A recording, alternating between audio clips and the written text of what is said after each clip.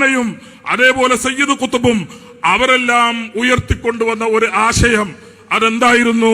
ലാ ഹാക്കിമ ഇല്ലല്ലാഹ്, ലാ നാസിറ ഇല്ലല്ലാഹ് എന്ന ആശയം ഇബ്നു അബ്ദുൽ വഹാബ് പറഞ്ഞപ്പോൾ ലാ ഹാക്കിമ ഇല്ലല്ലാഹ്, ഭരണാധികാരി പടച്ചവൻ മാത്രം എന്ന ഇസ്ലാമിക വിരുദ്ധമായ, ഇസ്ലാമിന്റെ സർവ്വ പ്രമാണങ്ങൾക്കും വിരുദ്ധമായ, ഒരു പക്ഷേ ലോകത്തെ മുസ്ലിമീങ്ങളെ, പ്രത്യേകിച്ച് കേരളത്തിലെ മുസ്ലിമീങ്ങളെ 50 കൊല്ലം പിറകോട്ട് വലിച്ചിട്ട വാദമായിരുന്നു ജമാഅത്തെ ഇസ്ലാമിയുടെ ഹാക്കിമിയ്യത്ത് വാദം. അപ്പൊ ലാ ഹാക്കിമ ഇല്ലല്ലാഹു എന്ന വാക്യം എന്ന് പറയുന്നത് ഇസ്ലാമിക വിരുദ്ധമാണ്. അതിൻ്റെ അർത്ഥവും ഈ മാളിയേക്കൽ സുലൈമാൻ സക്കാഫി പറഞ്ഞു, അള്ളാഹു അല്ലാതെ ഭരണാധികാരിയില്ല. നിങ്ങൾക്ക് സംഘ് പരിവാറിൻ്റെയും CPMൻ്റെയും കുഴലൂത്തുകാരായി ജീവിക്കാം. അങ്ങനെയല്ലാതെ നിങ്ങൾക്ക് ജീവിക്കാൻ സാധ്യമല്ല.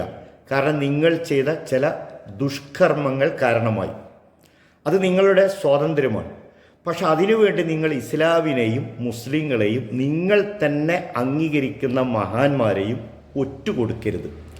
ഇത് നിങ്ങൾ അംഗീകരിക്കുന്ന തഫ്സീറല്ലേ? ഇമാം റാസിയുടെ ഹിജ്റ 604 മരണപ്പെട്ട ഫഖറുദ്ദീൻ റാസിയുടെ തഫ്സീറാണിത്. ഇതിൽ സൂറത്തു ഇബ്രാഹീമിലെ 2-ാമത്തെ വചനം, അല്ലാഹില്ലദി ലഹു മാഫി സമാവാത്തി വമാഫിൽ അർള് എന്ന ആയത്ത്, ഇവിടെ ലഹു എന്നത് മുന്തിച്ചു പറഞ്ഞതുകൊണ്ട് ഇമാം റാസി അതിനെ വ്യാഖ്യാനിക്കുന്നത് ഞാൻ വായിക്കാം. ഇത് 10-ാം വോള്യമാണ്, പേജ് 83 ഇമാം റാസി പറയാണ്, അല്ലാഹില്ലദി ലഹു മാഫി സമാവാത്തി വമാഫിൽ അർള് യുഫീദുൽ ഹസ്ര, അതിൽ ഒരു മാത്രമാക്കൽ ഉണ്ട്, അതിലൊരു മാത്രമാക്കൽ എന്ന സൂചനയുണ്ട്.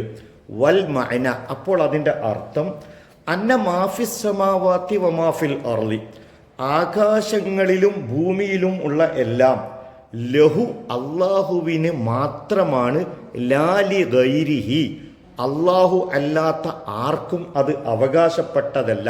വദാലിക യദല്ലു അല അന്നഹു, അതിൽ നിന്ന് നമുക്ക് തെളിവ് നൽകുന്നത് ലാ മാലിക ഇല്ലല്ലാഹു, അള്ളാഹു അല്ലാതെ അധിപതിയില്ല, മാലിക്കില്ല. വല ഹാക്കിമ ഇല്ലല്ലാഹു, അള്ളാഹു അല്ലാതെ ഒരു ഭരണാധികാരിയും ഇല്ല എന്ന് നമുക്ക് ഈ ആയത്ത് തെളിവ് നൽകുന്നു എന്നാണ് ഇമാം റാസി പറഞ്ഞത്. ഈ തഫ്സീർ ഇസ്ലാമിക വിരുദ്ധമായ തഫ്സീറാണോ? ഇമാം റാസി പറഞ്ഞത് ഇസ്ലാമിക വിരുദ്ധമാണ്. മുസ്ലിയാരെ നിങ്ങൾ തന്നെ ഇത് പറയണം.